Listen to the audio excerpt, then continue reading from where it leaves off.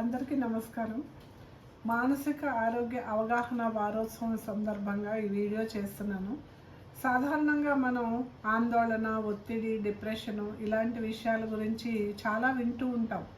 వాటి గురించి చాలా చర్చ కూడా జరుగుతూ ఉంటుంది.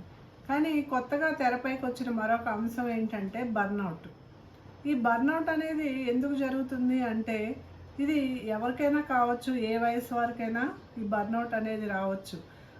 ఒకే పనిని మోనోటనస్గా అలా చేస్తూ ఉండడం కానీ, లేకపోతే హై ఎక్స్పెక్టేషన్స్ వలన కానీ, లేకపోతే విపరీతమైన పర్ఫెక్షనిజం కావాలనుకున్నా కానీ, లేకపోతే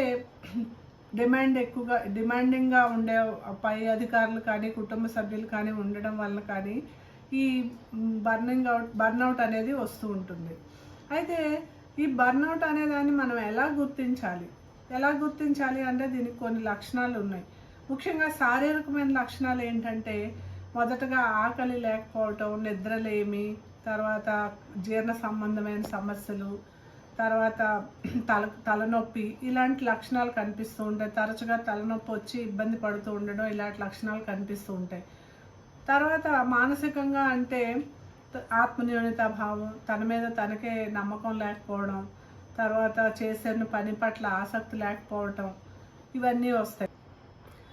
ప్రవర్తన సంబంధమైన కొన్ని లక్షణాలను కూడా మనం గుర్తించవచ్చు. అవి ఏంటంటే బద్ధకం, చేస్తున్న పని పట్ల ఆసక్తి లేకపోవడం, లేదా ఆ పనిని పూర్తిగా విడిచిపెట్టేయటం, కోపం, చికాకు, ఎదుటి వాళ్ళ మీద అరవటం, ఇలాంటి లక్షణాలు కూడా కనిపిస్తూ ఉంటాయి. ఈ విషయంలో మనం ముఖ్యంగా చెప్పుకోవాల్సిన ఒక వ్యక్తి ఉన్నారు. ఆమె న్యూజిలాండ్ మాజీ ప్రధానమంత్రి జెసిండా ఆర్డెన్.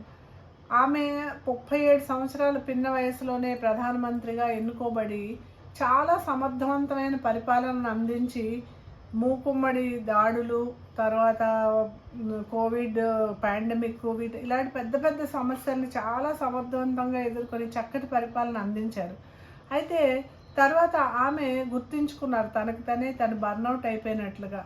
సో అప్పుడు ప్రధానమంత్రి పదవి నుంచి వైదొలుగుతూ ఒక విషయం చెప్పారు. ఆమె ఆ ప్రధానిగా కొనసాగడానికి సమర్థురాలు కాదు, తనకి ఇంకా పనిచేసే శక్తి తనలో లేదు అన్నది గుర్తించి వైదొలుగుతూ ఈ బర్న్అవుట్ అనే అంశం మీద ప్రపంచవ్యాప్తంగా చర్చ జరగడానికి ఒక ముఖ్య కారకురాలైంది జెసిండా ఆర్డెన్. అయితే అందరికీ కూడా ఈ న్యూజిలాండ్ ప్రధానమంత్రి లాగా చేస్తున్న పనిని విడిచిపెట్టే అవకాశం ఉండకపోవచ్చు.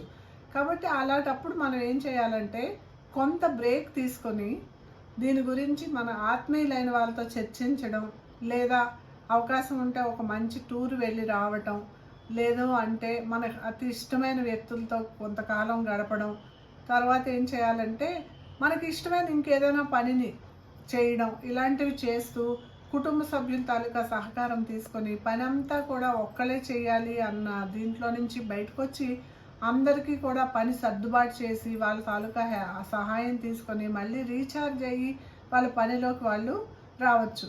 ఈ చర్యలే మనకు పూర్తిగా సహకరించినప్పుడు మనం ఒక డాక్టర్ సహాయం కూడా తీసుకోవాల్సిన అవసరం ఉంటుంది.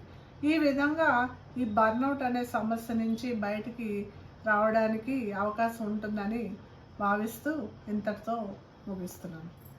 నమస్కారం.